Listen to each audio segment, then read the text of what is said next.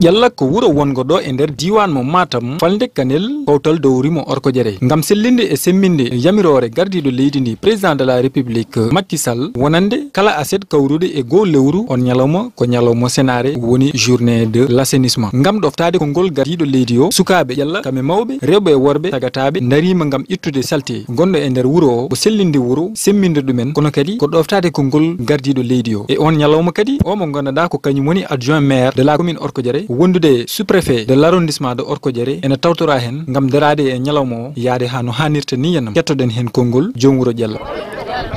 e joodade bandirabe jallankobe e joganade mabbe kadi aussi belemma parce que noddude tiida en tiidi ko notede nde journée ji mbada mawdu leydi o haali wi wonde kala asar gadi arde leydi ndi wonde nyalawma laabal yimbe noddi goto pour hollide wuro ngo miijo ngo mawdu leydi ngo haali ngo Diallo aussi yidi ko jeede hen yimbe be fof jaadi hen hande woni nyalawma woni debbo woni gorko woni suko woni mawdo kam fof be ngari notade nyalawma kadi kala gardo addi ko liggori kadi liggima vraiment dum ko dum weltare mawdu kadi ko yettude hen jallankobe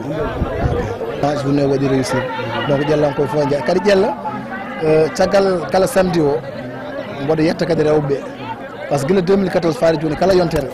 rewbe jaltat mun fof fitte legal mudum donc dum do so ari tan ko wallide jallankobe ari kadi ko timmude gere de nden don yiyande ko yiyande mojjere kono kadi ma tawtu yiyande nde rewbe jallankobe mbadanno gilande kongol président arani kono kadi so kongol président yanti hen ma won yiyande fayde nindi ko dum saabi goto e rewbe ardibe rewbe be ene arta hen e kongol mudum Allah e juude nabiu en jetti arbe be délégation gardo en jetti be kubal woni sous préfet maire e délégation mabbe yaadibe hembe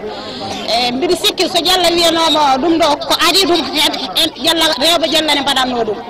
ɗum ɗon sous préfet ne andi ɗum maire ne andi ɗum kadi wuro ngo ne andi ɗum e firtir han so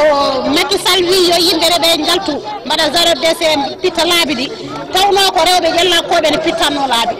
kadi ɗum kadi accata jallankoɓe kadi pitta laabi mbi sikki cellal woni afungalu kono ko laabal kadi woni yummo cellal minen min boftare ɗum ɗon kono min kollata hen Allah jarama noon on jarama ko cellal woni afongalu kono kadi renata cellal ko laabal kadi wona faar wonande kala leydi walla kala wuro ene foti daranade laabal le village qui m'est très cher Diallo c'est juste remercier les autorités monsieur le sous-préfet et son adjoint qui ont vraiment accepté d'abandonner toutes les organisations qui sont dans la commune ou dans l'arrondissement qui venir répondre vraiment à notre appel. Tous les gens qui ont participé vraiment à la réussite de cette journée, je vous remercie tous. Monsieur le chef de village, à tous les humains, nous devons se donner la main à la main pour vraiment pérenniser ces activités et répondre à l'appel du président Macky Sall, son excellence, monsieur Macky Sall, qui a appelé vraiment à son projet 0DC, que ça soit organisé tous les samedis du premier mois, tous les premiers samedis du mois. Vraiment, c'est un plaisir. Sous-préfet de l'arrondissement de Orko Diéré ene jarno hen Diallo nyalawma senare ko goto e nyalawmaji foti topirede e nder nyalawmaji kono kadi rende ngam salte o kadi wasa artude e nder gure he dum non kadi ko hunde fonde wattede hakkille de Diallo. C'est pour nous aujourd'hui véritablement un grand plaisir de venir partager avec vous cette grande journée de propriété dont nous célébrons aujourd'hui la 2e édition. Il faut rappeler que le président de la République lui-même, qui a initié ces journées de la propriété, Cleaning Day, a lancé le 4 janvier passé la première édition et voudrait